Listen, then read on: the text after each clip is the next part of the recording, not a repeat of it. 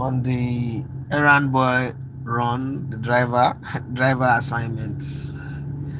I'm here at the markets, Ajah market to be precise, with my wife.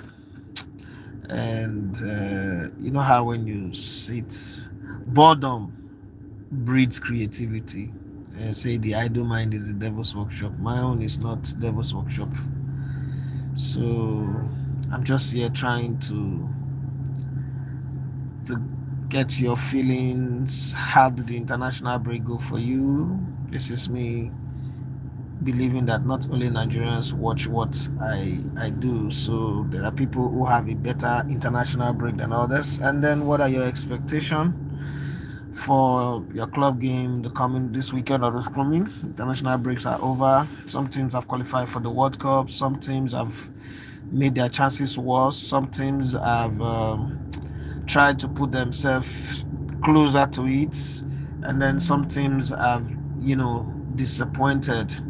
That's for the international break. But then the club football is coming. Other things that could also happen for club is that some key players for clubs have been injured during the international breaks, and so on and so forth.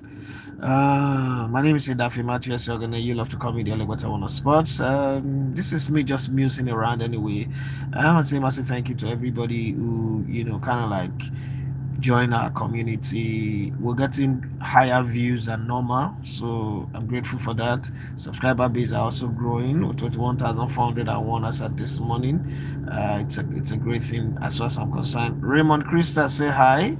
I see you. Thank you very much. When we get on the live, please. Love you too. Love you too. Love you too. Thank you, Raymond. Appreciate that. I see the love for the channel. I see the engagement. Everything is just reason. The traction is going up every day when I look at the dashboard and I see our heat map. Our the channel is growing. Back in the day when we put up content, we struggled to get 150, 200 views. Now almost every content is guaranteeing over 1,000, 2,000, 5,000 views, which is great. And it is the love that you guys have. Oh, look at my professor. Professor, I greet you, Chief. I greet you too, bros. This man has been a pillar on this channel. Is one person who's constantly made his bank account available to us, sending us funds. Money is different. When somebody sends you money more than all the regular 2K, 5K, that one is funds. If somebody sends you like 100,000, 500,000, that's funds. Making funds available for for for us to travel, for us to create content, for us to, maintain our equipment and all that. Thank you very much.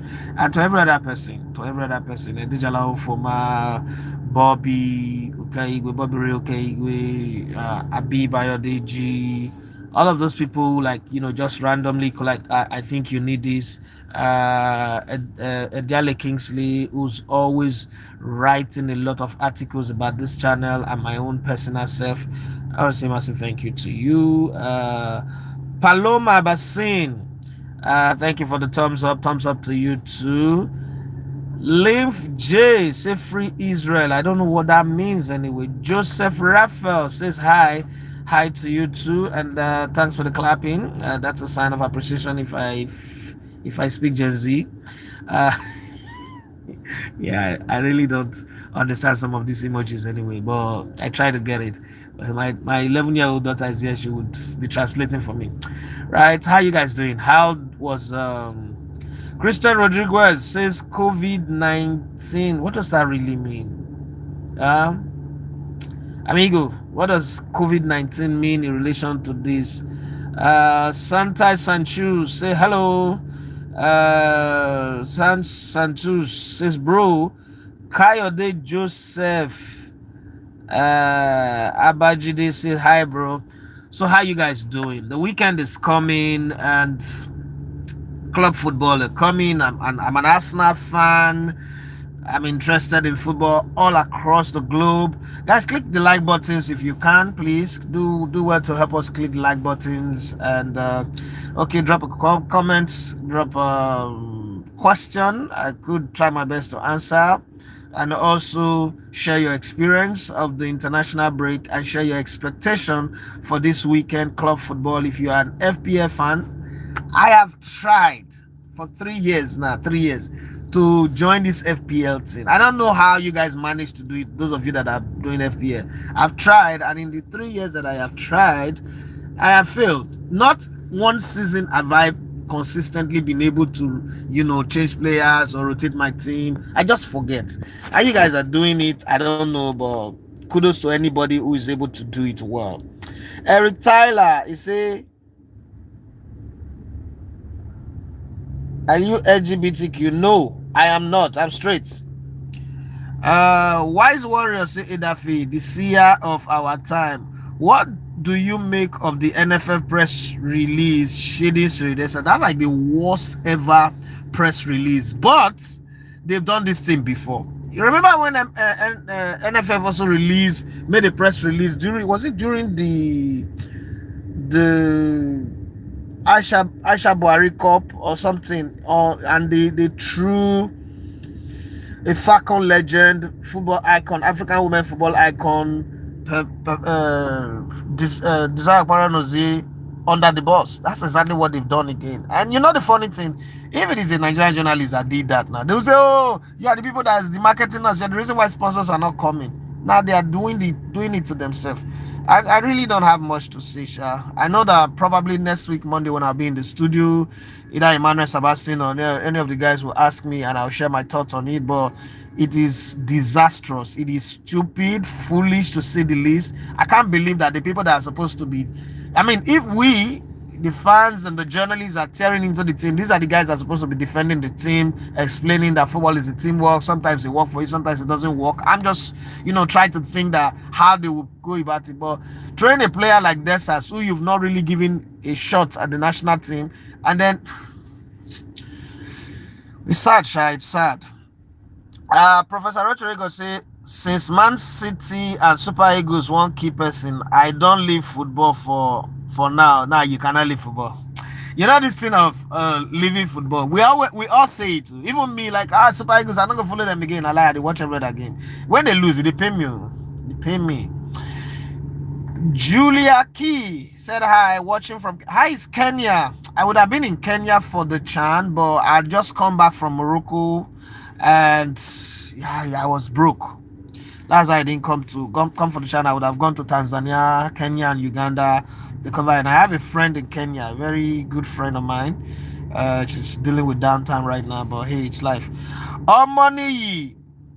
Bamitale says, good morning, Mr. Edafe. Good morning to you. Julia K says, new sub. Oh, thank you so much. Thank you, Julia K. I really do appreciate. Thank you so much. I'm grateful for everyone who subscribed to the channel, who give us, follow, who click on the like button, who, kind of like give us that push. Thank you very much. Ade Samuel say, bros, how you doing? I did fine. Amani says, please, I want to ask you, sir. Go ahead, ask. Olainka say, I greet you, bros. I greet you too. Amani Bamitale says, are we out of the World Cup race? Mathematically, we are not. But me, I say, this is me now. Mathematically, Nigeria is not. But edaphatically, we are out. Okay? So there is a mathematical chance that we might come second, win our remaining 2 games. But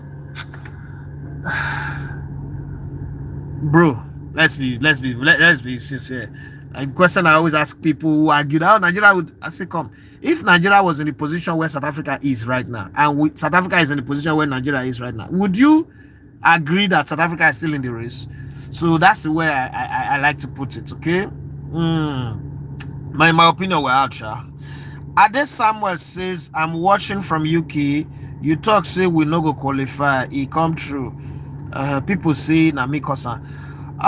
For Sani Sosu says hi. Thank you very much. Remember, Chris, I say, how do you rate the Super Eagles' performance against South Africa, and what stood out to you about Eric Shell's style of play?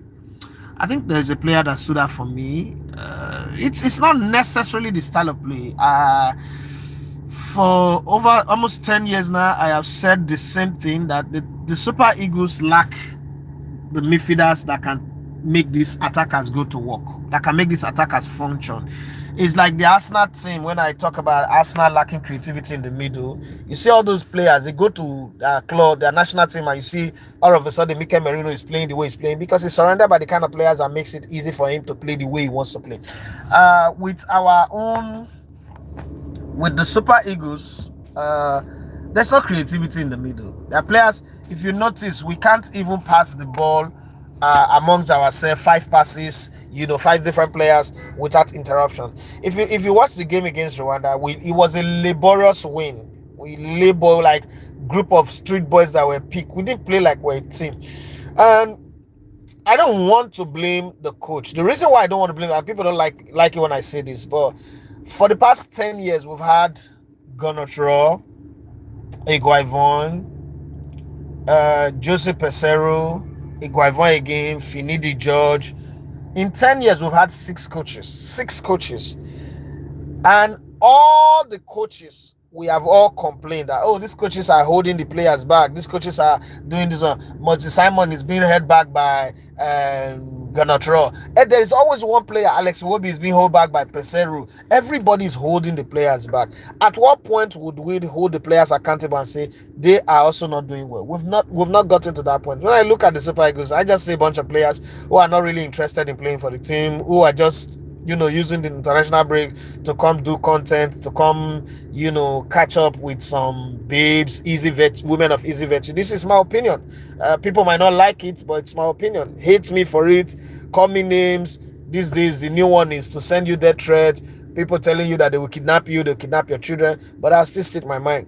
There is a place where footballers say to themselves, guys, we need this one for ourselves. Forget what the coaches says. And I always remind people of the 2012 Chelsea team. I cannot say this is not me disrespecting Roberto Di Matteo. He was a fantastic player in his day, but if you tell me that Roberto Di Matteo won that Champions League, I'd ask you, how come he's never gotten a coaching job after that? 2012 to now is about 13 years, right? Point is, these players are not ready to move the needle 1 inch.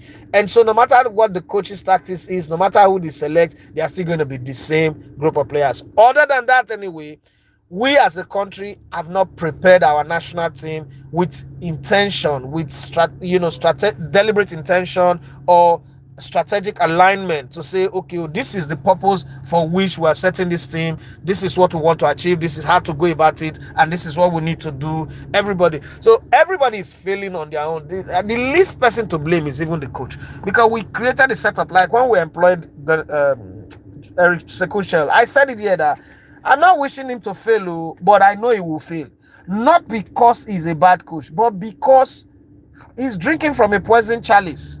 The only good thing that he will leave Nigeria with is the fact that he will get paid and then he will go. So you have to receive it that he has coached Nigeria. Nothing else. But people that when people don't understand what you're saying, they start to badmouth you. But that's exactly it. But again, let us Nigerians too, I think we're too arrogant. When this qualifier starts, I said, because South Africa is in this group, it's going to be difficult for us. South Africa have been preparing their team. And you can see the South African players, in every game they play, they run more than the opposition. They fight for each other. You can see the camaraderie, the unity amongst them. And even when they bring in a 19-year-old, the man of the match against Nigeria, that boy that lobbed that ball, almost getting a goal, 19-year-old, you can see when it comes to defending, he was defending. When it comes to carrying the ball, he was carrying the ball very well. When it comes to running, it was everywhere. Not just him, everybody. The attacker, the number 9, Foster, forgotten his other name now. You want to have that kind of player in your team. He did score. He had a good chance, like 2 or 3 chances to score. He also had a chance where he could have cut back. But when you consider his work rate, his hold up play, his link up play, his chasing down, his high pressing, you would say to yourself, it's like Mikel Antonio of West Ham. You know, you just say to yourself, this is the kind of player I want in my team. Whether he's scoring or not, you just want this kind of player in your team. And kudos to South Africa. Kudos to Gonatro making Benin Republic a team that everybody is now looking at. But there is a high level of overconfidence in Nigeria where we think, oh, because we're Nigeria, it should just be all right, we should just be there. And so when you mention to people that, oh, this Nigerian team is not good, people just get angry like, oh, you're beefy, you're hating, you're jealous. No, the team is not good. What team gets 6 coaches in 10 years? Even at club level, they don't do it. What team? 6 coaches in 10 years? That, for me, tells you that the team is bad. The players are terrible. They are superstars in their own individual right, but they've not been able to harmonize themselves together. And all of those ones are the problem that we have. But I mean, these are the kind of things that makes people hate you anyway. So I mean, I wouldn't be surprised if people start attacking me for saying this, but it's the truth. Unko Sinati, Nigeria underestimated South Africa and they found. That's the truth. That's the truth. This is not even banter. This is not even.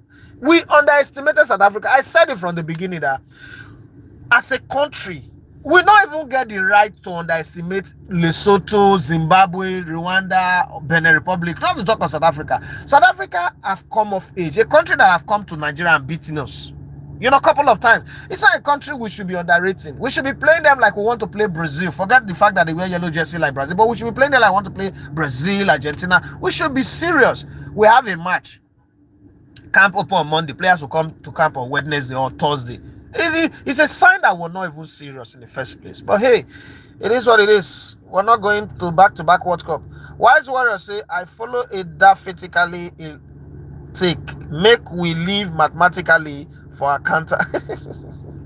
Kayode Joseph Abajide says, why do Super Eagles players always accept wrong placement different from their best position? Can they protest?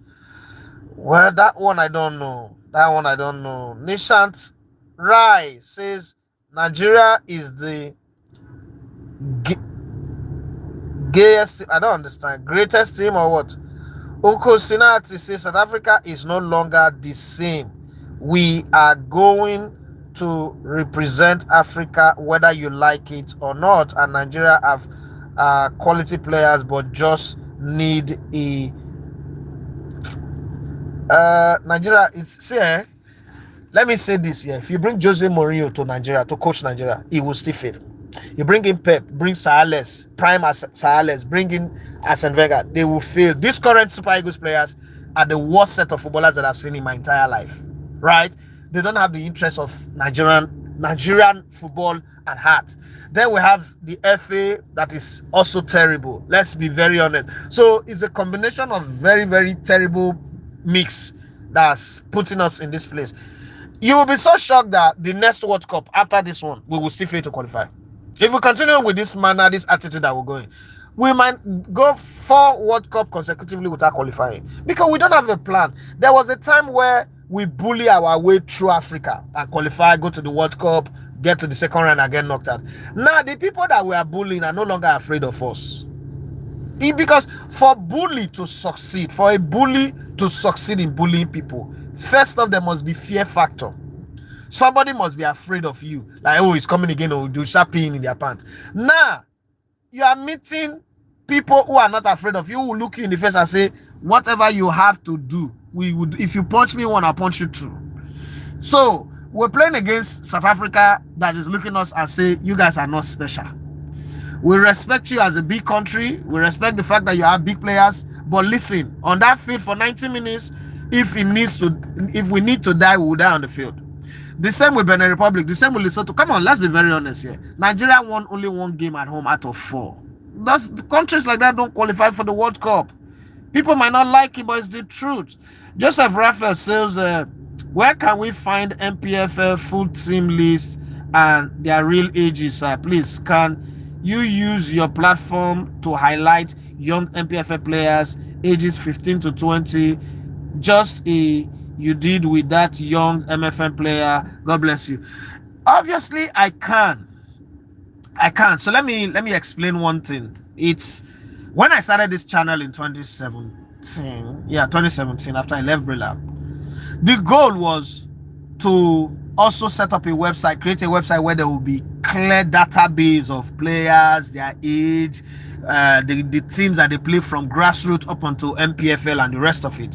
But I quickly got a lot of pushback. Oh, you cannot be putting the age of our players, blah blah blah blah blah. All those people that want to manipulate age in case there is a need to change their age. So I mean, it was first off, it was costing me a lot to travel around the country, get people in different places to do all that.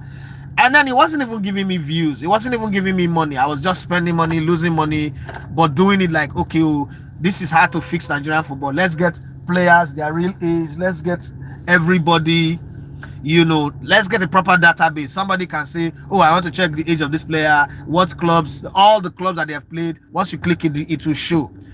But I quickly realized that might lead me to an early grave, because some people, are more comfortable with cheating, are more comfortable with manipulating the ages of players for their own, ulterior motive. So I pulled out of it.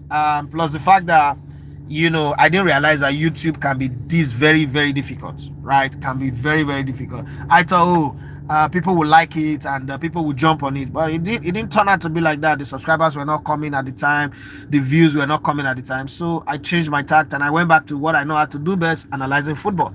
Because again, in 2022 2023, for instance, I spent 11.6 million going around the country trying to do a content call around the NPFL, giving people the real details of players, coaches and clubs. But then I didn't make any money from it. And honestly speaking, it's investment wise, it's foolishness. That's why I stopped. I'm sorry. At this time, I say I used to listen to you back then, Brilla. God bless you for let Nigerians know that we don't have creative players. The fact is, we don't have any creative players. Football is 80% in your head. I agree with you 100%. A lot of people will not agree, but it is the truth. Lil Frex is say Yamal better. Emery Tascale say Osimhen Galatasaray. I'm sure you're from Turkey. Hi, say Rondo is best. Who is Rondo again? Who is Rondo?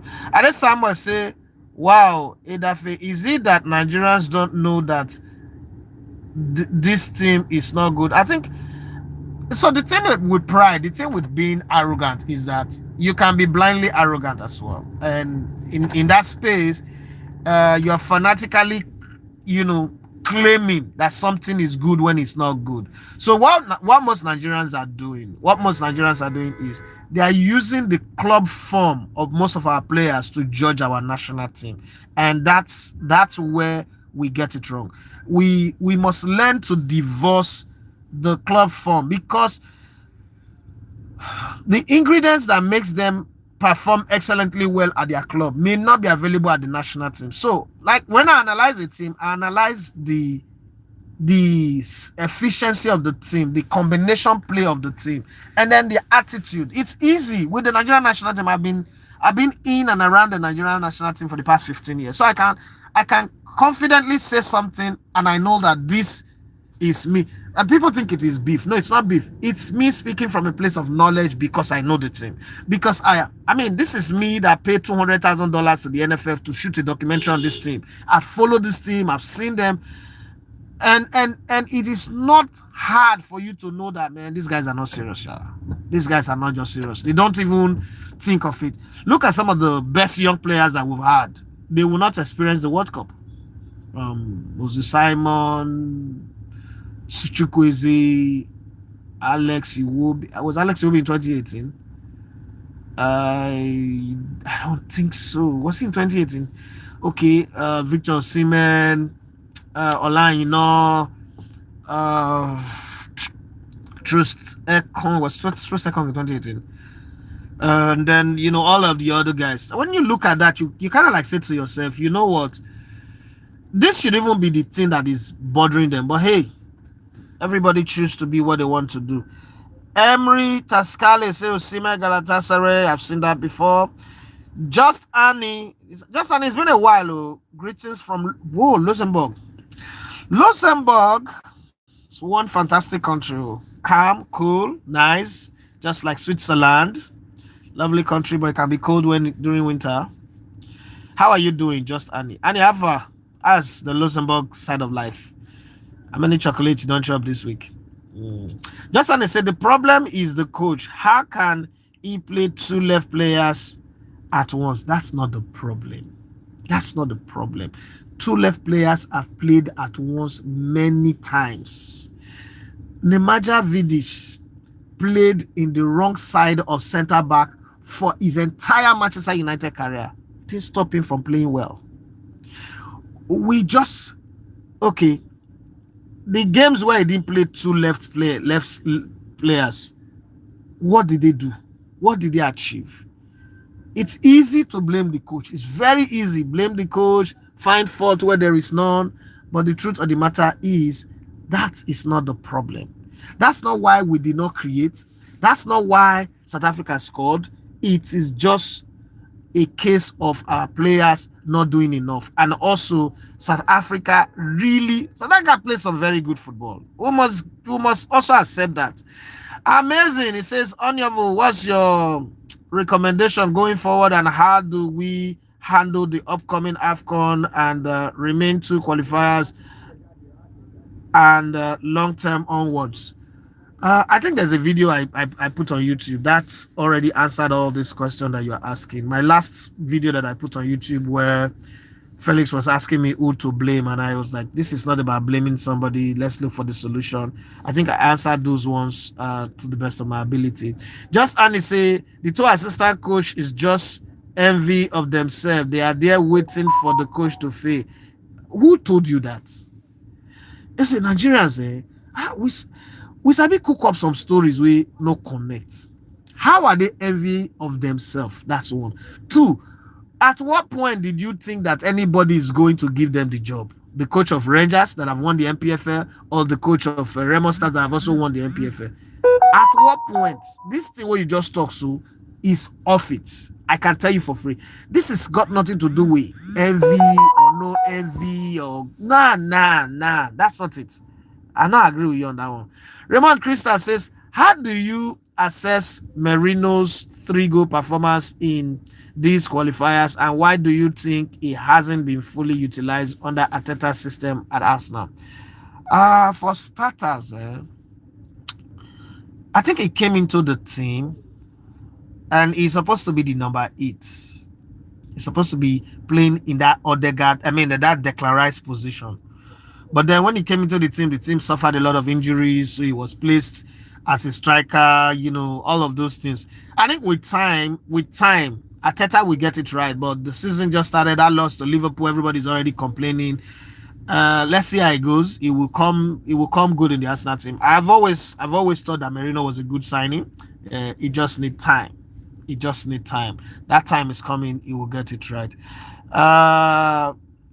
Chika Akabusi say yes, he was. He say Trus Ekong was in 2018. Okay, thank you very much for that.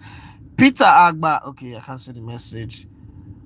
I am Lamere says good morning, bro. Good morning to you. I am just joining, please. Why would they use Desas in the previous match? He was brought in for sub in and was sub off again. They now started him against SAY. This your question. It's kind of a bit funny and strange. So because they sub him in and sub him out, does that mean he has been banished from the team? Osima is injured. That's why they used him. The coach felt okay. Tolu Arokodare will be an impact sub, and every coach also wants to have players that they can call from the bench. But if you look, there is nothing that Desas did wrong, unless you are saying this because you read the NFF disjointed press release and then you're taking side with the NFF. Truth of the matter is, how much control did Nigeria have of the midfield? How much control in the course of 90 minutes? How much, did we have a 10, 15, 20, 25, 30 minutes spell of controlling that midfield? Did we have, proper distribution of passes into the attack? Do we have proper crossing of the ball from the wing into the attack? So half or quarter chances that Siridesas didn't use now is what we want to blame him for. Come on, let's not be that kind of people, please. Philip Lucock says, everyone, Philip from Liverpool, UK. Hey, the champions of the EPL, the solid team that is spending money like money is going out of fashion. I hope you guys will be able to defend your title this time. Chika Akabusi say, fix your league and make them compete internally and in CAF competition. Simple. That's been my position forever. Successful teams focus on building their league. They focus on building their league. The England that we're talking about, England has not won anything at senior level since 1966, but they are the most loved footballing nation in the world. Why? Because of their league. The Spanish teams that have come and conquered the world at national level, we started loving them because of the Barcelona, Real Madrid, Valencia, Atletico Madrid, and the rest of them. No, nobody should be loving a country because of its national team. It should first be because of their club side. Even as far away as Brazil and Argentina, their league are still solid. We still talk about, Botafogo, Cruzeiro, Santos, and the rest of them. We still talk about River Plate and all the others that are there. That should be the same thing about Nigeria. Look at South Africa.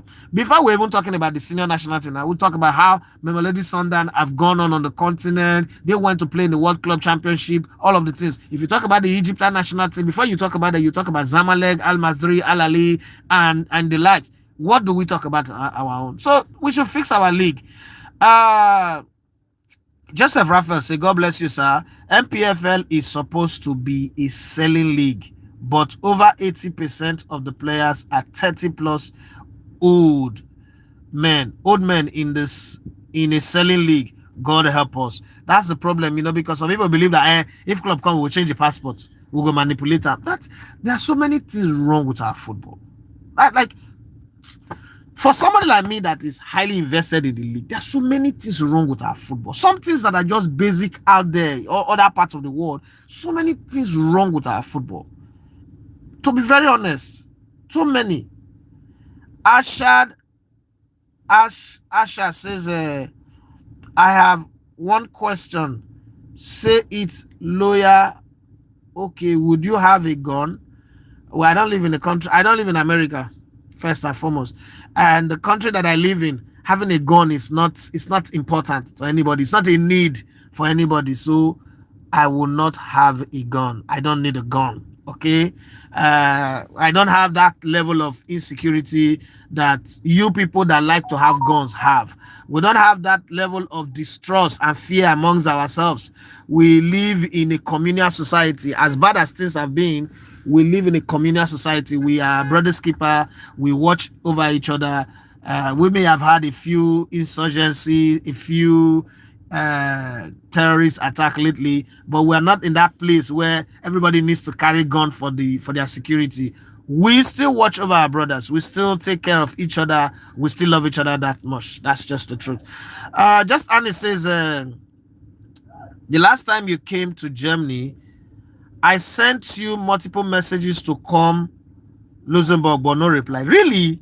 Okay, so let me tell you this. That time that I came to Germany, and to be very honest, next month I'm coming to Germany again. That time that I came to Germany, I didn't have money. The little money I have, I'd already planned. My sister had just had a baby at the time, so I went to the Netherlands. I went to Amsterdam. From Amsterdam, the Super Eagles were in Portimao in Portugal. They were playing two friendly matches, one against Saudi Arabia and then the one against Mozambique. And I had made up my mind that, okay, let me just go support the team. Let me just go there. It wasn't for content's sake. That's why you can't see anywhere where there's a picture or there's a content that came out of that. So when I left my sister, the day I went to see my sister was the day we were playing against Saudi Arabia. I left my sister. The next day, I went to Portugal, to Portimao. Then from Portugal, I went to see Omar in Paris. Omar was in Paris, and you're like, oh, I should come around. He wants to go to... No, me and Omar, we met the Super Eagles camp. Sorry, I went to see someone, a guy called Monaco. in Paris. So me and Omar, we left. We went to Port Lisbon. We went to Lisbon. That's when my phone got smashed. We went to Lisbon, and from Lisbon we flew to Paris, the Orly airport, where I forgot my luggages, and then we went the next day. We went from Orly. We entered that train that took us to Charles de Gaulle, because where our accommodation was close to Charles de Gaulle. So the next morning we went to Orly. That was one day lost again. We went to Orly, pick up my luggage. We came back to the house, drop it, and then we went around. We went to go see Monaco, and then we went. I couldn't go to the Eiffel Tower myself that I was planning to go to. Then we went to uh, Gare. From Gare, I took a train to Munich, and the Bayern Youth Cup was on, and then I was in Germany for that period. And then when we finished, I came back to Paris. From Paris, I flew to Lagos, but I didn't have enough funds. And similar thing is about to happen now. I've spent all the money that I have, plus the one I borrowed for the WAFCON, and I mean, I'm glad I did. I'm gonna be honest with you. I'm glad I did, but this time around, I'm going to see when I'm in Germany. If you are on my Instagram or you have my WhatsApp number, send me a message. When I arrive Germany, I don't know how I'm going to move, because this time I'm coming also with my producer, and I'm supposed to go to France. Let me tell you, the thing with trying to interview people sometimes is they can give you a day. That day comes, you show up, they are not there. So this job is very, very difficult. It's difficult. You have to get to a certain level where your numbers is hitting 1 million subscribers, and then when you tell people that you want it, they jump at you. Right now, somebody look at you, 21,000 subscribers. They're not excited about it. Everybody look at it like they're doing you favor, apart from probably somebody like Sunday Lisa, who called me.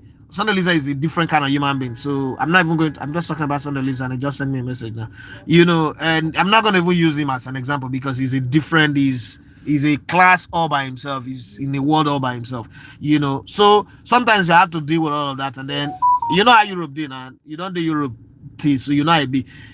Everything is in euro, and me, I'm spending Nigerian naira converted into euro. It's crazy, but I really would love to come to Luxembourg to come see you, just for you, to come see you, hang around one evening. So I was at the embassy. I was at the German embassy on Tuesday. Was it Tuesday? Yeah, it was Tuesday. Yeah. All things being equal, my passport history, I don't really think I should be worried about getting a visa, but let's hope that the visa come out. Once it come out, I'll let you guys know. And those of you in Europe, I mean, why would I not want to come and see you? Why? Somebody who's been supporting my channel from the get-go, will build a friendship around it. Why would I not come and see you? It's just that sometimes some of the reasons is money. That's just the basic truth. Money. And I'm sorry. It's not like I didn't want to come and see you. I'm sorry. Chika Akabusi say, fix your league to compete. Okay, said that before. Lami Lamere says, why is it that everybody knows that Ekong's legs are gone except the coach? He was your best player at the last AFCON shot, to be very fair to him. And yeah, he's made a few mistakes here and there, but those are mistakes that you can actually get over. If our midfield was solid, we will not even be talking about this. To be very honest, we'll not be talking about this. Joseph Rafa says, sir, with you NPFL, with your NPFL knowledge, do you have a Peter Table and Mikel Obi in the NPFL? If any, drop names, please let us know. The answer is no. See, Mikel Obi currently might have, some kind of penchant for saying rubbish, but as a football player, Mikel Obi was a generational talent. Mikel Obi was a fantastic player. There are certain things that Mikel Obi should be getting credit for that he doesn't get credit for. Mikel Obi was playing defensive midfield for his club and playing offensive midfield for Nigeria, and he was doing both excellently well. It's not easy to adapt. It's not easy to do that thing that he does, and he does it with style, whether for the Nigerian under-20s, the under-23, the Super Eagles of Nigeria. He did it well, and he created a lot of goals, a lot of chances. Fantastic human being, right? As a football player, I don't know currently of now, like some of the things that he says and does, I'm always at I'm always shocked. Oganeka but he's still playing. I think the national team can still invite him. There are quite a few players in the NPFL. There are quite a few players. Tosin, the guy that left Ikorodu City to 3SC now.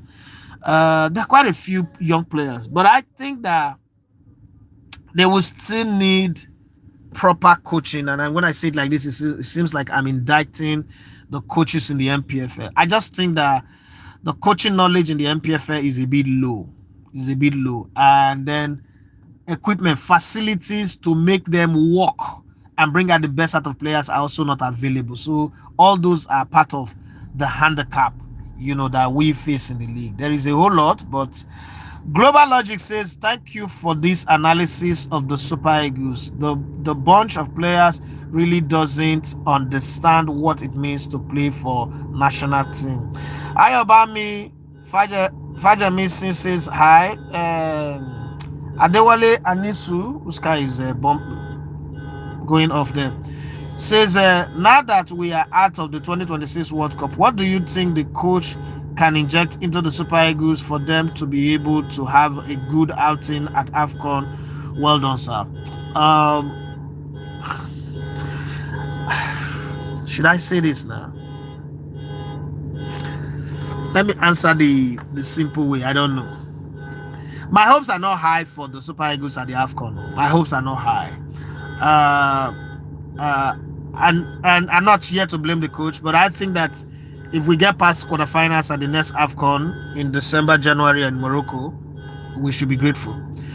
I just think that our players have an ego that is bigger than their talent, and when that happens, it's hard to fix. When your ego is bigger than your talent, and then you have a lot of people out of hunger, out of poverty. Because I always say, in the small circle where I speak to a few journalists who listen to me, I tell them that, look, your job is not, you are the guy that are supposed to hold these players to question. If you are not the people jumping around, running around for them, singing their praise, trying to defend them, then there is nobody to hold them to account anymore. That's the problem. The fourth estate, which is the journalists, are supposed to be the ones holding the players accountable for whatever their actions are, also praising them when they do well. But when you now become the errand boy, oh, he dash me JC, oh, he give me that, come on, shit. I have players that are my friends.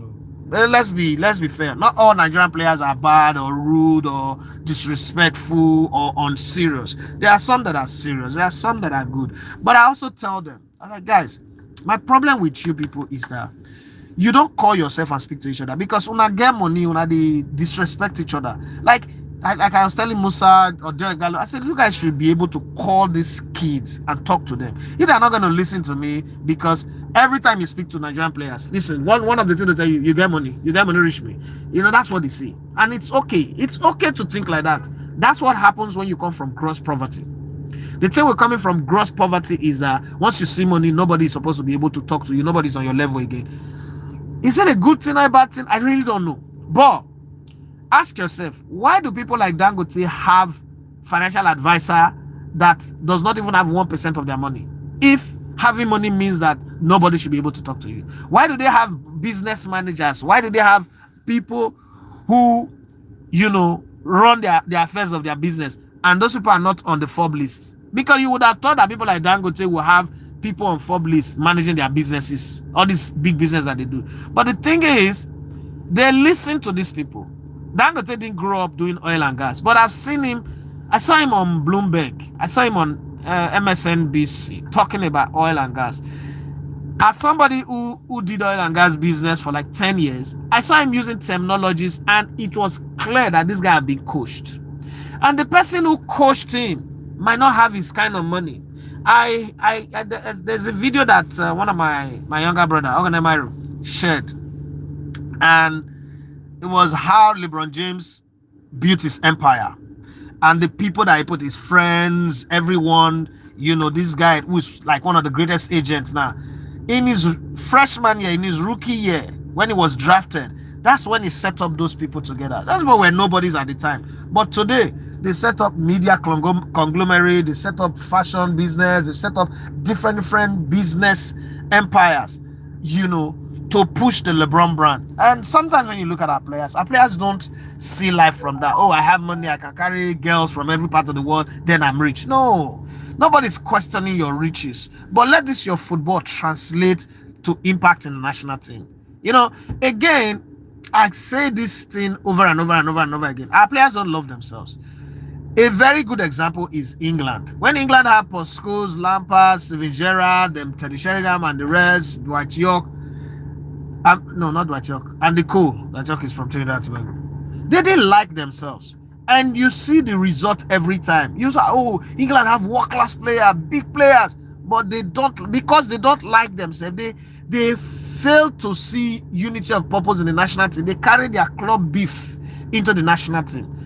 Until Spain shows that two clubs can be enemies, rivals, Barcelona and Real Madrid, but when the players come to the national team, they will put aside all that their differences and attack the job. Well, that's what we've not been able to achieve. What we're doing now is what England did for many years, where they have all these great stars. David Beckham, one of the best crosser of the ball, best free kick taker. Wayne Rooney, one heck of a player. Paul Scholes, Frank Lampard, Steven Gerrard, John Terry, Rio Ferdinand. Look at all these names. But England did not make any progress. That's exactly where we are at right now. But when you say this, there are Nigerians who will come and say, hey, you are beefing. Now, the new one is, you claim to play football. Where did you play your football to? What? The best basketball analyst in the world. His name is, the highest paid journalist in the world. Just signed $100 million contract with ESPN recently. He not play basketball. That does not mean he shouldn't have opinion. I'm talking of Stephen A. Smith. It doesn't mean he shouldn't have opinion. But Nigerians, we just, you are beefy, you are hungry, poverty. But the things why they talk, they happen. There is not poverty to predict that Nigerian national team will not do well. Because I am seeing it. I'm close to the action. So to answer your question for the AFCON, I have high expectations. If they surprise me, good. But I don't have high expectations because other African countries are watching this qualifier and say, is this the whole of Nigeria? Is this what Nigeria is? No worry. We're not going to fear them. And then they come and attack us. As I did so, I'm in a place where if Nigeria go to AFCON and get knocked out to the group stage, I will not even feel surprised. It will pain me as a Nigerian, but as a football head, I will not be surprised. Because to be very honest, other African countries are taking their football way more serious than we do. That's my opinion anyway. Kabiru Salah says, is South Africa still going to play Benin Republic? What's South Africa's last two games? But I know that they will play Zimbabwe. Okay, I think it's Zimbabwe and Benin Republic. I think. I'm not 100% sure, but I think. Adeola needs to say hi. 888 says the story is too much. I don't understand. What do you mean by that? Ade Samuel say Edafe, I'm not sure football administrators understand that football is a big business. In Nigeria, we don't. Not just football administrator, the government, even the fans, almost all of us don't understand that this is business. We treat it like charity. Do they know what is it like on a match day in England? The multiple effect on all businesses around the stadium. We don't at all. And let me not even go into explaining some of the conversations I've had with club administrators, FA officials. Now we don't. To be very honest, we don't. Lami say, bro, I strongly disagree with you on Desas. It's not strong enough for football, for African football. Not good in the air, and African defenders bullies him off like chicken. 50-50 chances, he loses out. Okay, so name another player that have done well. Apart from Seaman, name another player that have done well for the national team. If it is strong, you've had Sadiq Umar. He not good enough. You've had Victor Boniface, not good enough. This Tolu Arokodare now we score one goal. Scrabble for net. But we already enter net. Very soon. We go play two more games now. Una go attack him again. we've had quite a lot of attackers come play. We've had Paul Onuachu, who scores goals like goals were going out of fashion for multiple league in Europe. It's African defender. Are African defenders that good that they are not all signing for clubs in Europe? The way we explain this thing, these same African defenders, 9 South African attackers they play against, they score 4 goals against or 3 goals. 9 Benin Republic attackers, nobody's they score goals against. What is say is not good enough to play against African defenders? The same Sridesas. I beg you. Your team is not creating enough clear-cut chances. That's the real problem. Your team is not creating enough clear-cut chances. That is the problem. You're strongly disagreeing and you are off the point. The thing that is happening here is that you have jumped on the NFF press release, throwing Desas under the bus, and everybody is taking it. How many clear-cut chances did we have against South Africa that Desas wasted? How many clear, like this is a goal by any chance? How many? Okay, let's even say 3. Desas not good. Why did Tolu not also have chance to score for the time that, I mean, he came in the second half now? Why did he not have chances to score? Tolu also not still good enough to play against African defenders. You have the right to disagree, Sha, but why you disagree, come with the point where we say everybody go fear accept to. Chika Akabu say, I am so happy that what I have been saying over the years, I've caught up with Super Eagles and Nigerian football. Now, no World Cup hope, and no money to spend and embezzle. I don't know about the embezzlement part, Sha.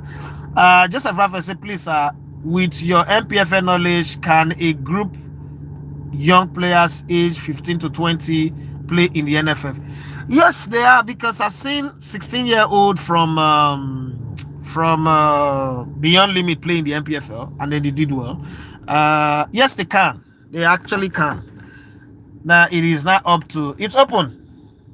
It's not up to the coaches to be bold enough to play them. And then there were some young players that played for Ikorodu City last season, and they did well. Hi, babe. This card back is too close. And call those guys now.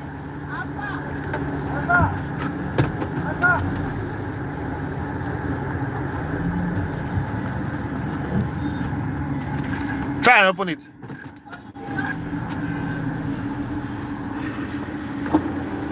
You know, so sorry guys, I came to the market with my wife, so I'm trying to attend to some of the issues. There are players of that age in clubs like, so there are some clubs that use young players, and then there are clubs that just believe in older players. You know how that is now. Depends on the mentality of the coach. Not all the clubs in the NPFL really have young players, but then there are some young players in Rangers. There's some young players in Rangers. There's some young players in Plateau United. Remo Stars have like a lot of young players. Ikorodu City have a lot of young players as well. And then there is 1 or 2 in Abia Warriors. Eyimba, they are young players. They are in the team, but they are not really getting playing times regularly. But then, you know, if you really want, because I am assuming that you are a football scout, if you really want, this is not a conversation we should be having here anyway. It's a conversation you should take serious, and then you run on it. Raymond Krista says, bros, can Angie Postecoglou style really work at Nottingham Forest? Well, he's told us that he always win in the second season. Can his style work? His style worked at in Scotland. He worked at Spurs. They won the UEFA Europa Cup, which is the biggest trophy of their history, bigger than all the trophies that Arsenal have won. Can his style work? Yes, it's for him to speak to his players, and then we see how it goes from there. I think it can work. In my opinion, I think it can work, but let's see how the players adapt. I don't like it when the season starts and then you fire a coach and bring another coach, and then this new coach was not responsible for the transfer, was not responsible for preseason. Sometimes it works, sometimes it doesn't work. We will see. Okay, we will see. Gift Bohan, he said our coach once said Nigeria would help us qualify for the World Cup. All we need is for Nigeria to beat Benin. That would make our part much easier. I want to believe that you are South African, right? Okay, so I think that's it's. I mean, South Africa's qualification is in their hand right now. They have two more games. They just need to win one, and they're playing their remaining two games at home. They need to win one. South Africa can actually afford to draw and still qualify, depending on what happened with Benin Republic's next game. Anyway, so uh, uh, let's say that South Africa have earned the right to go to the World Cup from how they played. I mean, they started roughly, but from how they played, South Africa came to Nigeria and drew. Now, I was in the stadium that day in Uyu. They came to Nigeria and drew with us. That match, by any chance, if Pesitao took the chances that he had one-on-one with the goalkeeper 3 times, and that day he just fluffed his line. Normally, Pesitao is Nigerian's tormentor in chief, but he did not. If you are taking those chances and then that last minute chance that he got, I've forgotten the name of the player who got that chance, we will not be having this conversation. We'll be far, far behind. South Africa have earned the right to go to the World Cup. Let's also sometimes humble ourselves to accept that, this time we didn't do well. The person on top deserves to go. Let's leave. Everything should not be about banter, about greed, hating on people. Sometimes let's accept that we not do our work well, and then let somebody else go. Chika Kabusi say Ekong never made any mistake. The team and the federation is the same. Okay. I thought he scored an own goal. Philip Jonathan say good afternoon, sir. Good afternoon to you. Are we in the afternoon? Okay, yes, 12 o'clock. And then he said hi. Adewale Anisu says now that we are out of the 2006 World Cup, what do you? I think you've asked this question before. Amazing. He said Obi and Olise for me were my Nigerian greatest midfielders. Too bad we don't produce those kind of midfielders from our league. Sunday Olise is my all-time greatest Super Eagles player, not just midfielder. All-time greatest Super Eagles player. Sunday Olise, like, Sunday Olise is in the class all by himself. Chika Akabusi say you don't have any talent in your league. Be honest, cause same league has never qualified for CAF Champions League for the past 10 years. You are wrong. We have qualified for CAF Champions League for the past 10 years. We've gotten to the group stage maybe twice in the past 10 years. You're misinforming people. That we don't have any talent is a lie. We have talent. The league is just bad. There are talents in the league is just bad. And the fact that we went to Chan this time and we failed in the group, this same league have produced players that went to Chan and got all the way to the finals, semi-finals of Chan. It's not as easy as you think. The team that went to the finals of the Chan this year, I think Madagascar and one other team, if you ask yourself, do they have the best league? When you play tournament like the Chan, sometimes your team just peak at the right time.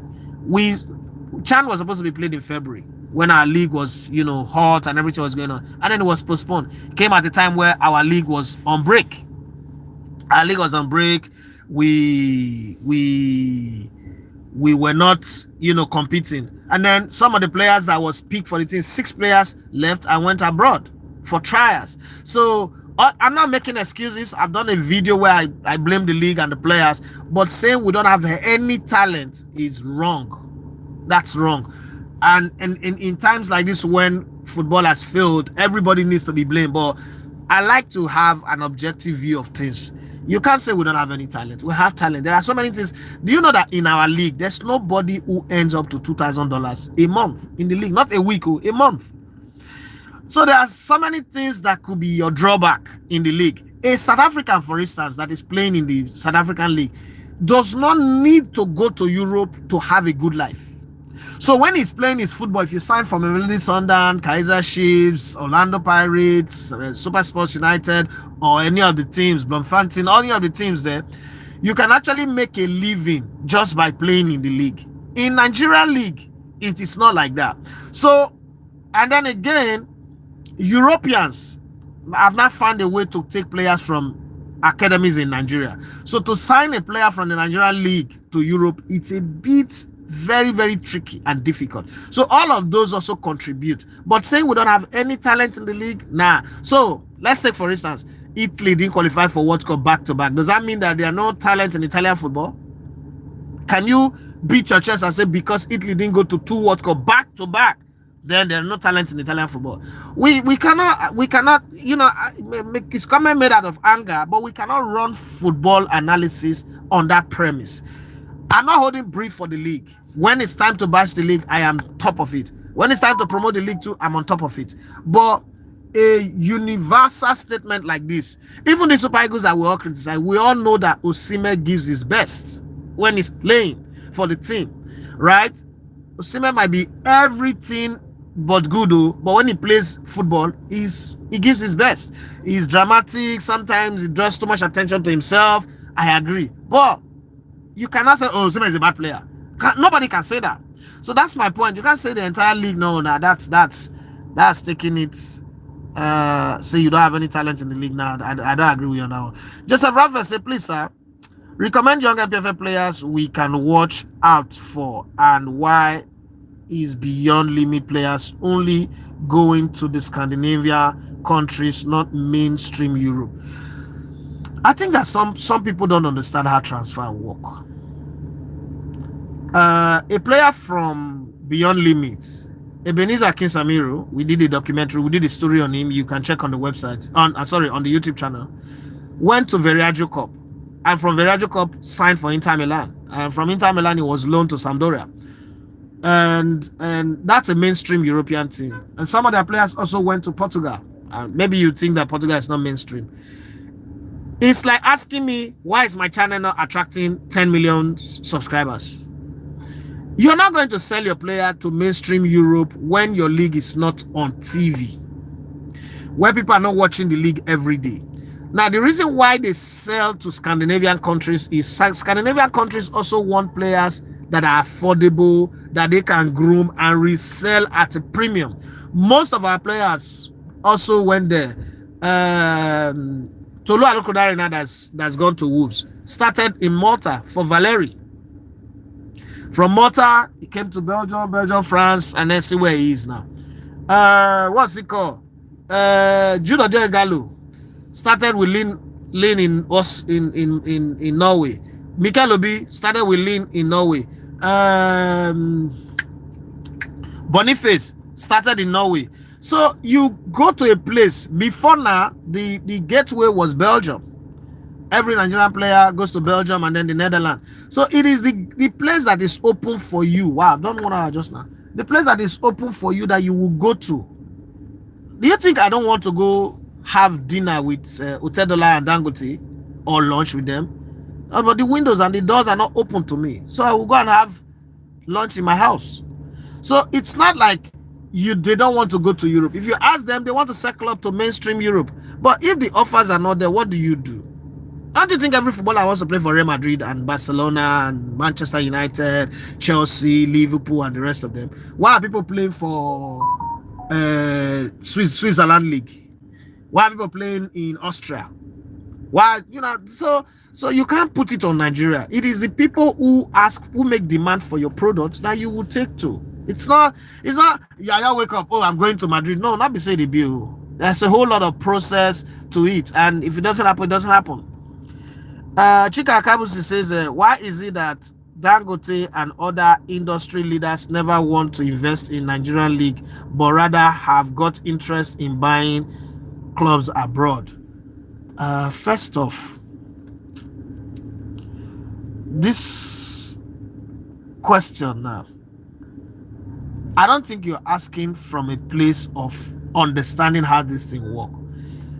There are also rich men. Somebody made money from tech, over $350 million, and invested in Sporting Lagos. Why are we not focusing on that? Somebody made money and invested in a club called Remo Stars and Beyond Limit. That's also a Nigerian rich man. So if you say all the Nigerian rich man, it's only Dangote that have shown interest in buying Arsenal. Why was that? The man who gave Dangote his first break. I'm not telling you stories that I just cook up out of my head.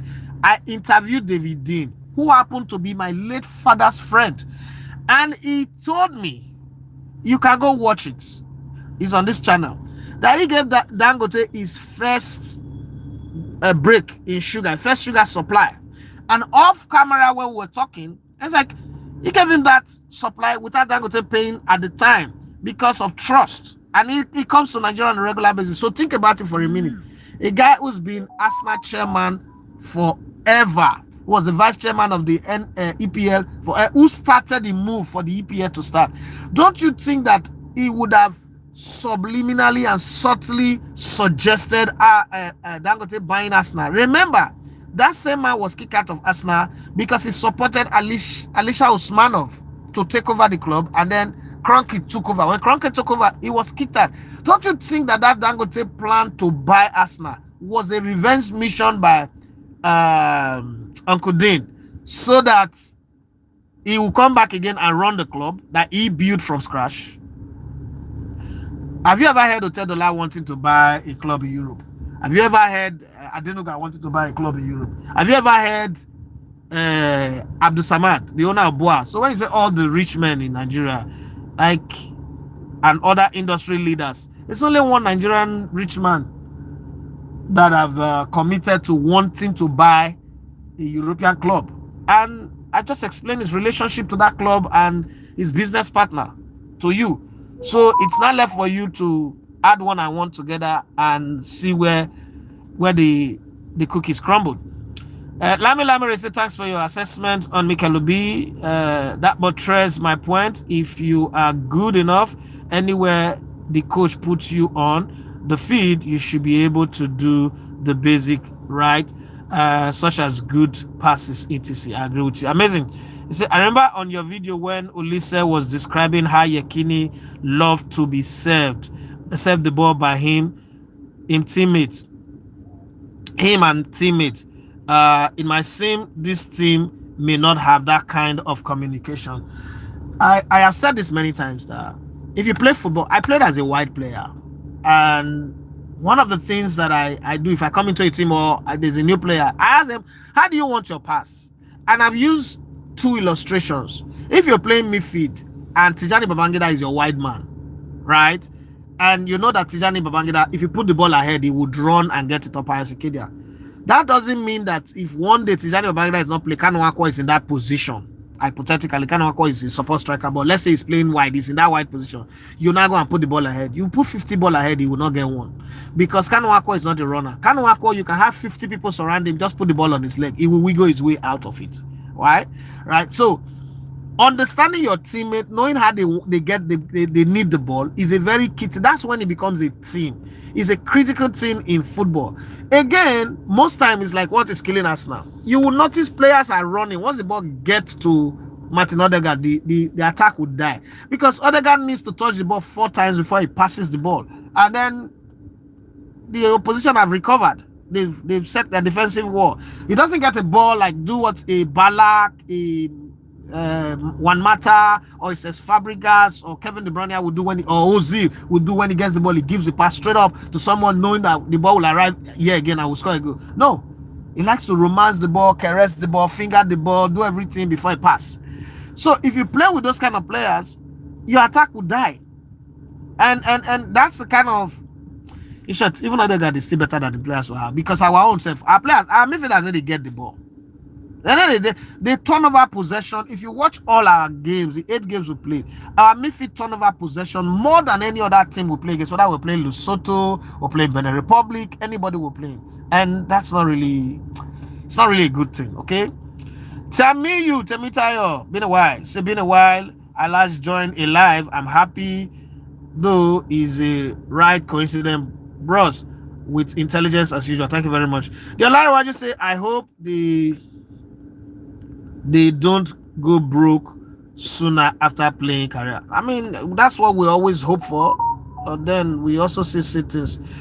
The allow I say the ego and pride that's more superior than nation spirit. We're saying it now. Chika Kabusi says the allow they can't go broke if you wish them bad. Not be wish. I don't understand how you respond. He just tell you that he wished them. When Taribo West was playing and Amokashi was playing, nobody would tell you that they can go broke. Anybody can go broke. Bill Gates can go broke. Elon Musk can go broke. Anybody can go broke. So don't say they can't go broke, say they get investment where you know. They get any business where you know? Why are you guys always thinking? Let me ask you this: do you guys really think footballers as rich as you think? You don't really think that this has got nothing to do with Nigerian players now? Footballers all over the world, you really think that they are as rich as you think? People will not know. Adewale Anisus sent us a gift membership. Thank you very much for that. And Diala Uka, okay, your message was blocked. Aliyu Sabo says, massive respect to you and the sacrifices you made in the Nigerian football. In my opinion, I think the NFF should enact a law to the national team that 5 players must be invited to the national team. That law will promote. Why I don't like that law, and I've heard a lot of people say it, even Honorable Aki Alabi pushed for the law to be enacted one time. What that law will do is it will promote nepotism. It will promote indiscriminate selection, because people will just believe that no matter how the 23-man list that will be released, 5 home-based players will be there. While I'm not against selecting home-based players, I don't want the coach's hand to be forced that they must pick players. That's why we'll not start having politics. Oh, go and pick my player. Go and pick. No, I don't want that to happen. Okay, that's just my own part of it.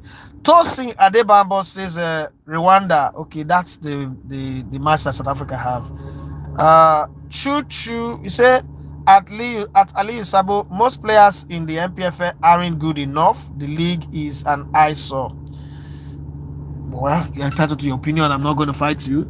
Like I tell NPFL reporters, I say no matter how you hide it, what happened at this CHAN, it will take massive turnaround of performances, them qualifying for the CAF competitions and doing well, and then going to another CHAN and doing well for it to be erased. So I'm not going to be here to make any argument for them. And then what I need to say is we're lacking creativity in the midfield. Why is it difficult to get a creative midfielder for the Super Eagles? I really don't know, but then again, I look around the world and I don't see how many people there. Okay, Christopher Martin say Jackpot plans finally scatter. When I tell you that I saw the people with the use Super Eagles to plan their Jackpot made a stop. I tell you that 2-3 years ago when I say I just talk. Rajat, how far do you think Inter will go in the UEFA Champions League? I don't know. Macedonia says hi. Chris Ugo says, my guy, so happy to hear your voice and see your face again after when you left Brilla FM. Oh, that till it's about 8 years now. It's exactly 8 years. 8 years now since I left Brilla. This is September. It's 8 years and a month now. Samuel Ikechukwu, he said, EcoBeat Academy here for you, bro. Hey, Sam, how you doing, my guy? I hope you're fine. Aliyu Sabo say, honestly, I don't agree with you on this. On what exactly? Because no chances are given to them to prove how good they are. The last time we won the Nations Cup, it was Sunday Umba that won the only goal. What exactly do you not agree with me? I'm speaking in favor of the league. So what is it that you don't agree with me for? I don't know what you disagree with me now. I'm confused. But saying that Sunday Umba won us the Nations Cup because he scored a goal is a good thing.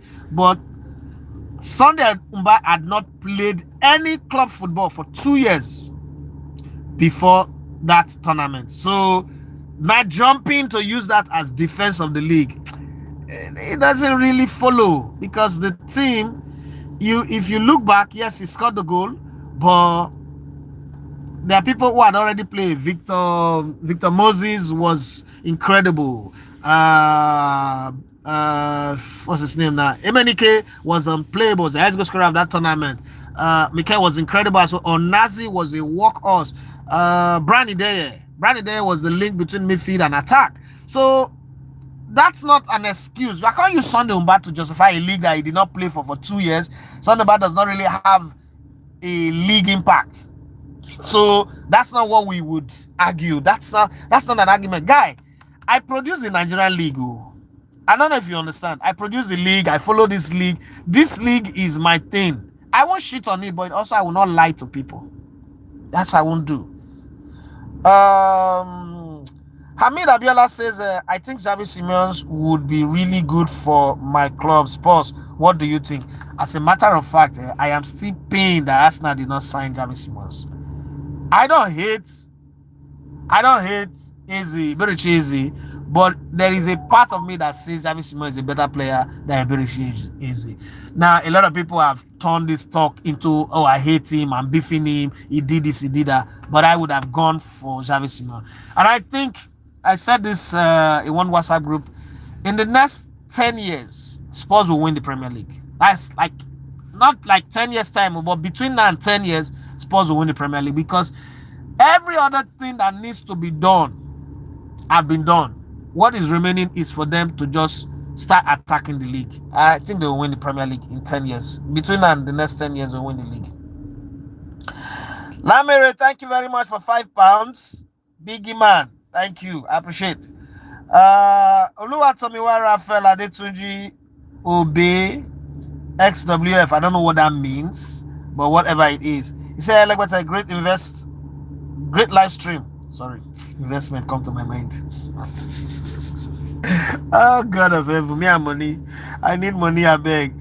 Yasas Whitey say hello from Nigeria. How are you? I'm in Nigeria myself. I'm in Lagos. Emma Sindarosa says Salvi. I don't know what that means. Dunji Saints. Okay, I didn't see your message. Aliyu Sabo says, arguably with the most talented players in Africa, but the government doesn't promote the Nigerian league. Amazing. Say, to be honest, I have been on the clamor to go back to the Bende boys that made football great. That is why I am happy that Warri Wolves have been promoted to the NPFL. Make them still, I'll be promoted and relegate again. El Fabiano Kid 66 says, what team you support? I support Arsenal Football Club and every team in the Nigerian League. Amy Emmanuel says, Brother Idafe, I would like to call you. There's something I want to discuss with you. Should I drop my phone number here or tell me how to reach you? So go to my DM on Instagram or TikTok. It's Elegbete1 not as in number 1. Send me a DM there. I don't like people putting their phone in public because that's where a lot of people start getting scam messages and the rest, and then it could be like, oh, nah, I give my number publicly. Bello Rashid said the players aren't ready to play at the World Cup, so let's watch from our TV together.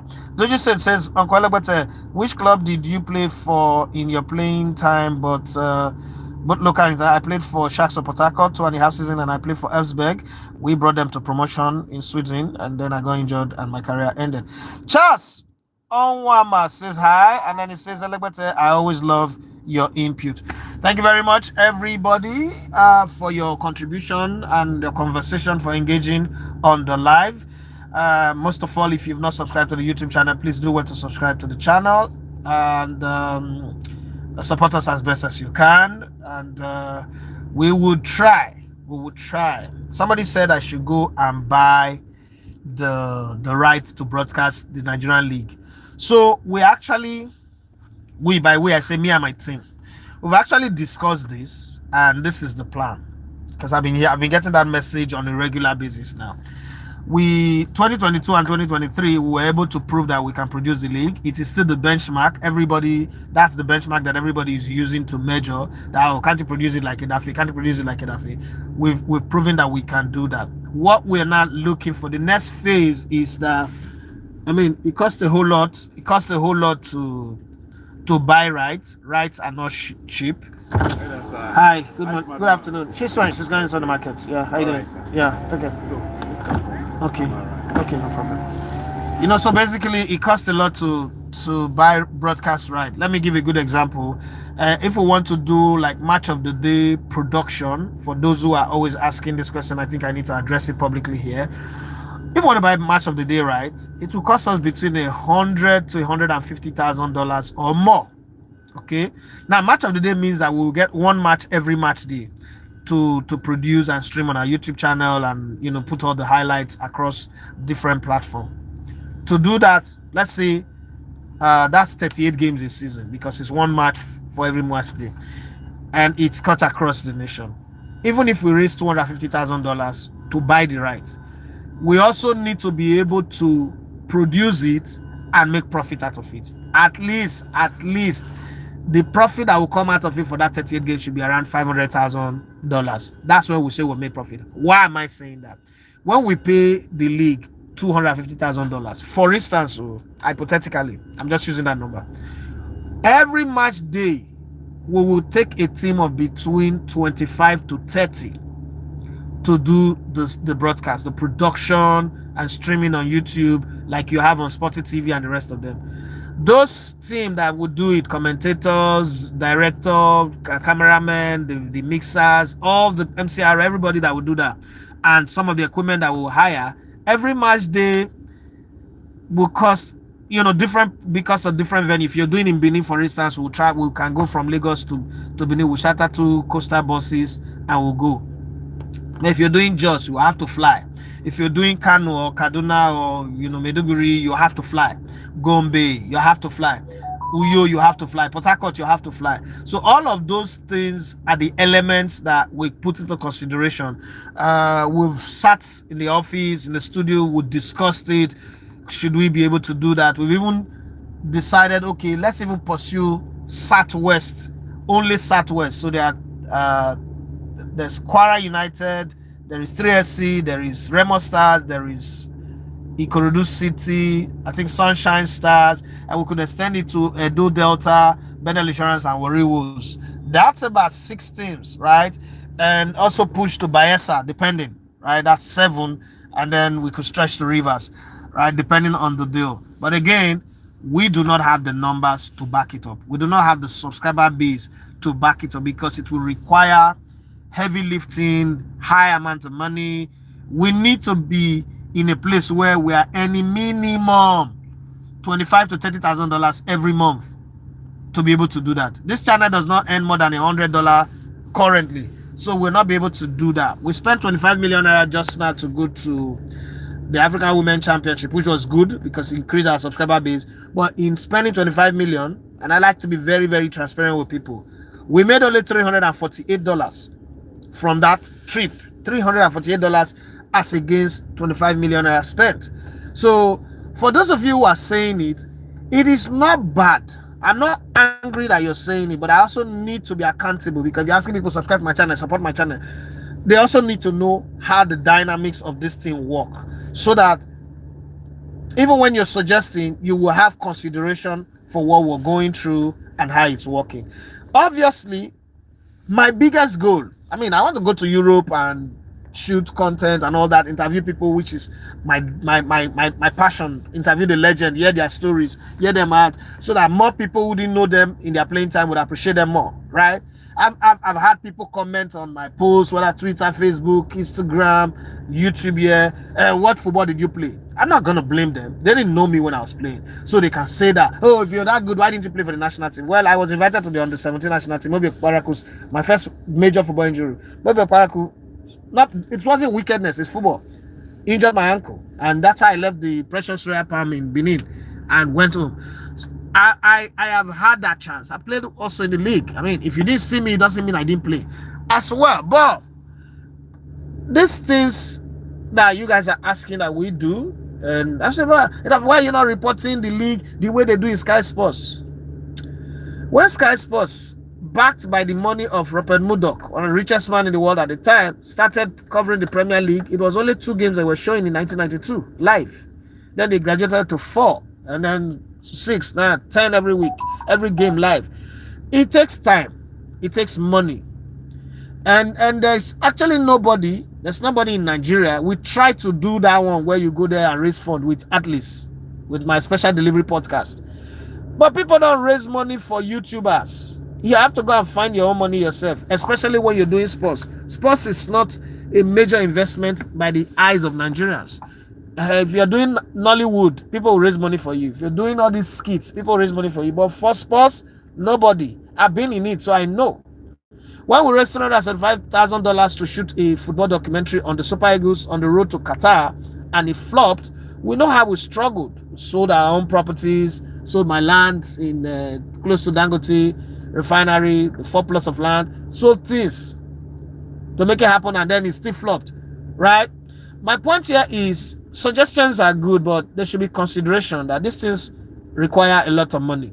It's not just that you're lazy, you don't want to do this, you don't want to do that. No, no, no, no. The ideas are good, but it's just not within the reach for us. Okay. Don't you say thank you, sir. Amil Abela say, how good do you think we would do in AFCON? I really don't know. But my my my target is the quarterfinals. We get to the quarterfinals, fine. If we get past it, oh great, glory be to God. If we win it, oh fantastic. But I can't place a bet on this team to do all that. That's it for me. Showboat Interpret says, what person is that? Yeah, hitting my car. He says, hey bro, Kaliangat. I don't know what you're saying. Say it in English. Bro, how are you? I'm fine. And say, where are you from? I'm from Nigeria. You say, bro, do hair transplant. No, I'm not gonna do hair transplant. No, I've had too many people go to Turkey and do hair. I'm not doing hair transplant. Leave it like this. Not transplanting my hair. It's not a problem for me. If you like it go bad, I will shave skin. Ali Usabo say thanks for the honest talk, but how do we promote the Nigerian League in your opinion? Because all the successful African countries have home-based national team players playing. Thanks. I can't say this now. I'm bounded by. So we're working on it. I think we've been very slow, but eventually it will come true and the promotion will start. It will start running. The few content creators around the league are doing their best. It's just that it's not easy when you're competing against the might of the EPL, the La Liga, the French Ligue 1, the UEFA Champions League, UEFA Europa Cup, and then some of the inconsistencies in the league right now, and the lack of sponsorship, lack of activation. There's a whole lot of drawback, and then next to zero government investment in our league. If you look at the South African league, one of the biggest boosts that they had was hosting the World Cup in 2010. And the 2010 World Cup was government investment, facilities, road network, a lot of things. You can jump on that. When was the last time Nigeria hosted any major tournament and really invested? As we are today, we have only one viable stadium that can host the national team. All the other ones are kaput. There are certain things that I can't even say publicly, okay? But let's just hope. Well, I've done. Tunji says you have the passion for Nigerian League, but no support from the elite. You've seen it. So if you don't get that support, sometimes you can. Now, if you want to cover Nigerian League, let me give you a good example. You want to go from Lagos to Uyo. I don't travel by road. It's not pride. I just don't feel safe. I've seen people die traveling by road. Let me give you a good example. When I was producing the league, we go to Jos, we go to Uyo, Benin, Kwara, Ibadan, Benin. We travel by road. We risk it. We traveled by road. But Uyo, Port Harcourt, Jos, Enugu, we traveled by air. And I remember people telling me that you're wasting money that you should have, that this is money that. Then I was driving my rickety Honda, my Honda City, that dilapidated one. And for the matches we did in Jos, to be very honest, I mean, we did the match, 45 million was paid into my account. I could have just told the guys, the crew, follow road to Jos on Friday, and then appear on Saturday. I pay for hotel, I pay for any dingy hotel. But guess what? The type of hotel I will stay is what I made sure that the crew stay on. It has to be comfortable. They have to eat well. And these are guys who have worked with Super Sports, worked with NPFL TV, and they were telling me that, bros, when we're working with this other organization, I rode, they follow. I rode. I was like, no, I can't do that. And then some people call you, now, wow, you foolish. We put there for flight. You're not gonna see money. Yeah, if I put them on the road, I go to drive range. There was enough money within the time I did that production to say, oh, I want drive range or I want. But with the security situation in the country, that you really want to put people's children, people's husband, people's daughters, because I had male and female in my team, on that. When one of the national team games in Uyo, a team of production crew traveled by road from Lagos to Uyo, they were ambushed. The policeman on that convoy was killed. The director, he worked with me in Jos, he worked with me in Benin, he worked with me, yes, twice in Jos and once in Benin, was killed, was shot and killed by kidnappers.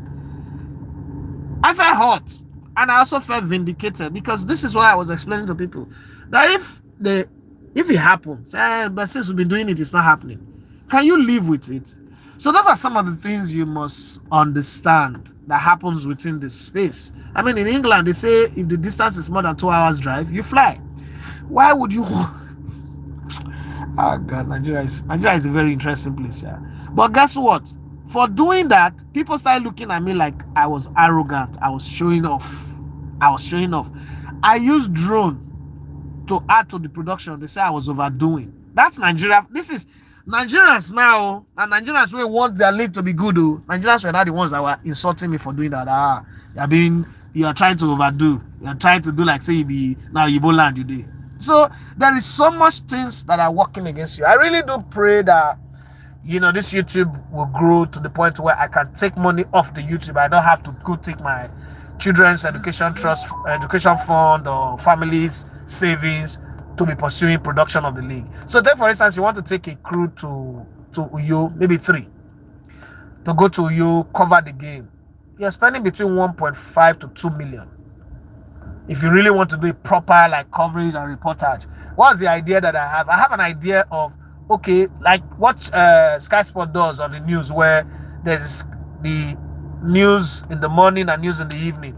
I have reporter. I already have all of them, in WhatsApp group. I have reporter in every city with a cameraman, and they send live feed into the news. Hey, what's happening in Jos? What's happening in Kanu? How many teams train with them today? How many players trained here today?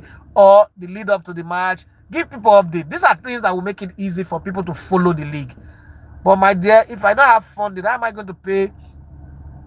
There are 20 clubs in the league. So if you put a cameraman and a reporter with each club, that's 2 people times 20. That's 40 people. Then back in the studio, you have like multiple presenters and analysts, and then you have editors, people who would take the clip from the different centers and put it in the news. So that's about a 60 to 80 man crew. You must pay them monthly. And it's not as easy as people think. But let's say we were high up in terms of subscriptions, and our numbers are very high, and let's even say we're doing $10,000 per month. Let's say we're earning $10,000 per month because we have increased views and all that. I do believe that I can create content that will make the league a lot more visible. There'll be more talk about it. All this talk of, they are not good players. You guys will see the good players. But unfortunately, we're not there yet. So we have to keep grinding, keep pushing, keep working. I mean, 21,000 subscribers is not bad, but it's for what we want to achieve, it is not good enough. And I do explain to people that, look, if a church have 21,000 members, that's a mega church. If a school have 21,000 students, that's a big school. But for YouTube, the basic entry level is 100,000 currently. You have to have 100,000 subscribers and start growing. When we get it, and I also tell other sports content creators, grow your YouTube channel, grow your social media space. If you also have 4 YouTube channels that are that big, and then I am doing match of the day, I have 1 game per match week, another person have 1 game per match week, this league will be different. Again, try and remember that players play better and referees officiate better when their cameras, monitoring their every move. That's just what I believe anyway. And everybody does not have to agree with me, but that's what I believe. Ali Usabo say, honestly, you are the only Nigerian I have time to watch and listen attentively, because your knowledge of the game is extraordinary. I've learned a lot from you. Thank you very much. I have also Much respect for you. Thank you very much. I really do appreciate. I don't take this words lightly. Cosma Meko says, wisdom, bro. God will continue to bless and protect you and your crew, even family. Thank you very much. God bless you and protect you as well. One of the other shot called back of the league is most of the club, not all, but like 90% of the clubs are allergic to engaging social media properly. Like, I don't see at this stage, this is 2025. Every club should have a YouTube channel, not just a social media one, a YouTube channel where they interview their players. Like every week, you should be seeing update. They should be clip from their training. They should have a highlight of their own matches. I mean, you're allowed to get, like when Arsenal plays as soon as the match ends, you will see the goals they score, some of the moves they make, all those things. Again, you cannot, it's like me saying, oh, I have a YouTube channel, but I'm not uploading content. People would not follow you. You have to engage these people like every time. Engage them to the point where you're competing against the EPL. You're competing against La Liga, Champions League, FIFA. You're competing against some of the best, most sophisticated, highly budgeted. FIFA raised $5 fucking billion for that FIFA Plus app that people are watching for free. Those are the people you're competing against. And then you're competing against Sky Sports, against BT, against IPTV. You're competing against some of the best. You cannot be competing against these people and then you just stay quiet. You just stay on your own. Ha.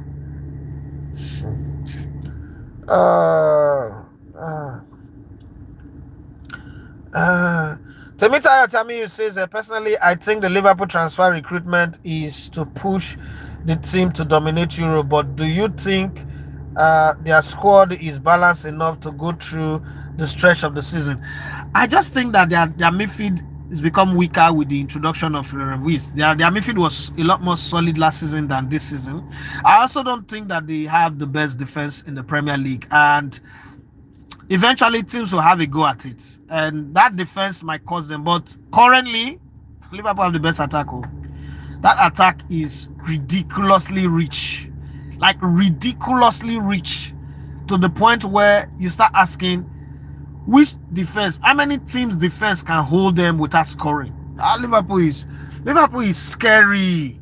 You remember that time that Man United had Berbatov, Wayne Rooney, Carlos Tevez, Cristiano Ronaldo, all in attack.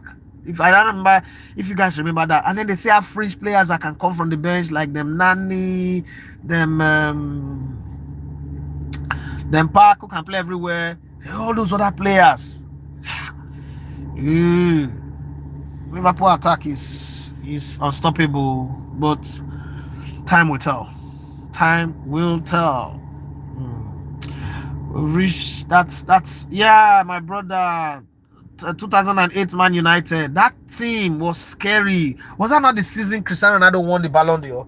That team was scary. They had Berbatov, they had Wayne Rooney, they had Tevez. Two brutally difficult attackers to play against. Tevez and Wayne Rooney. Then you have this incredibly skillful, guileless, just that's not an English word, I just created it out of guile, who's got a sticker to the ball to his leg. Like, play the ball from anywhere. If he touches the ball, it's like Zidane. The ball will perfectly humble, fall under anointing. And then you have Ronaldo that was, Jesus Christ. I've seen team. I mean, I'm an Arsenal fan. Thierry Henry, Perez, Dennis Beckham, and the rest. But you see that 2008 Man United team, I don't care what anybody say, that team could have beaten anybody. That team could have beaten even so many national teams, they would have taken them to the cleaners. Because how do you, and then there are some matches when all of them are on the field the same time. How do you mark Berbatov, Rooney, Tevez, Cristiano Ronaldo? All four. I've watched game where I saw all four play. 2 or 3 will start, then they will, Jesus. And then you have Evra Marodin. You have, I don't even want to talk about. Oh, thank you very much, Alainka. $19.99. Thank you very much. So when you have a team like that, and that's exactly what this Liverpool team look like.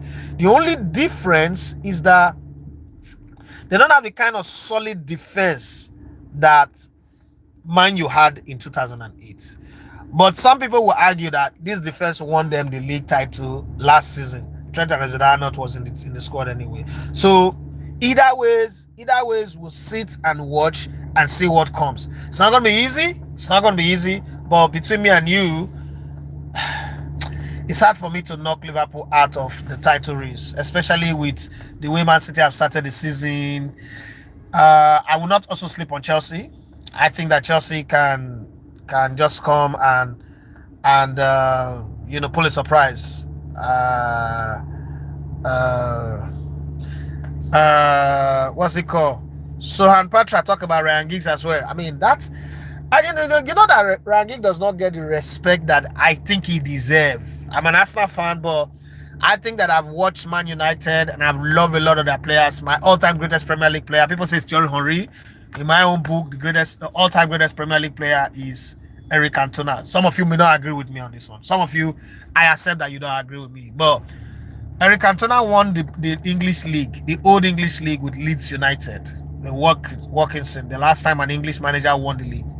Let Leeds United came to Man United, who were on the verge of sacking Sir Alex Ferguson, and won multiple league titles with Manchester United. Came into that team and turned them into monsters. They were good, though. They were good before, but he came into that team and everything, the planetary system all aligned for Man United.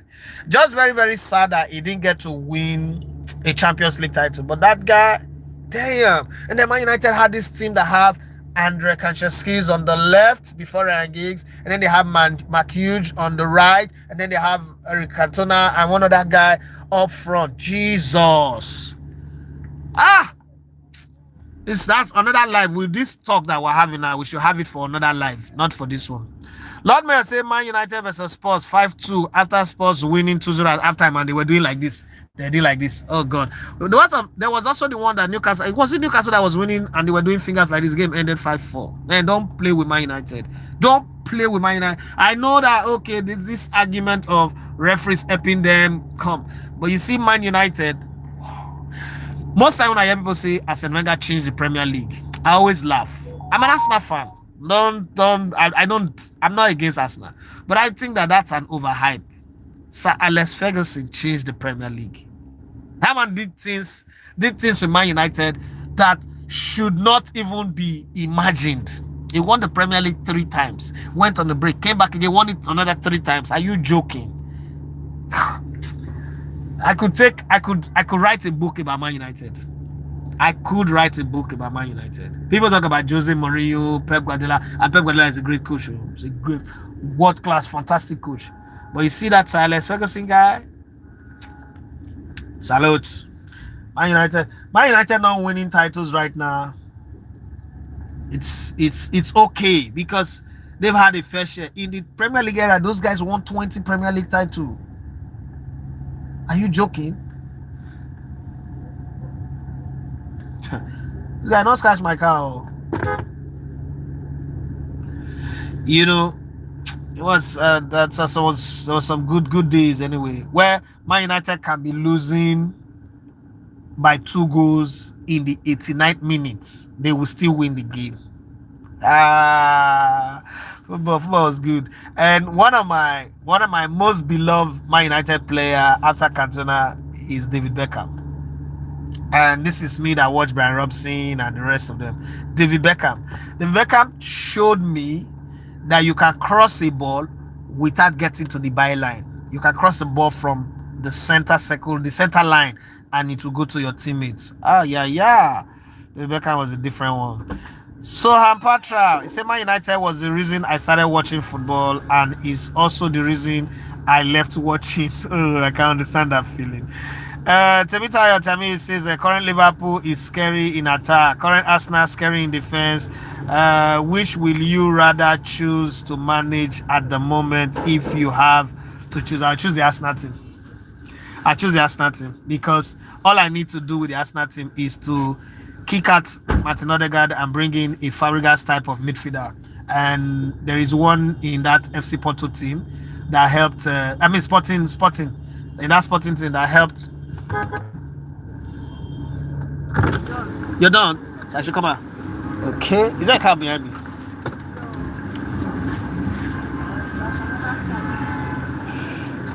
All right, the whole park is filled up, guys. I need to run now. I need to run now. But to answer your question, I'll choose the Arsenal team because there's only one player that will kick out of that team and will dominate the Premier League for years, and that player is Odegaard. Get Odegaard out of the team. Bring in a midfielder. Bring in a midfielder that knows how to pass left and right, and knows how to shoot. I think for free kick playing, I already have Eze who will play free kick. I mean, a team that wins title needs to have a player that scores free kick. Arsenal doesn't have it. Not that lucky one that what's it called? Declan Rice had against Real Madrid. You need to be able to, at least in every 3 games, you should be scoring one free kick. At least one. At least. We don't score free kick that much. And then, guys, I need to run. I need to focus on driving. I don't like driving, talking while I'm driving. Okay, thank you very much, guys.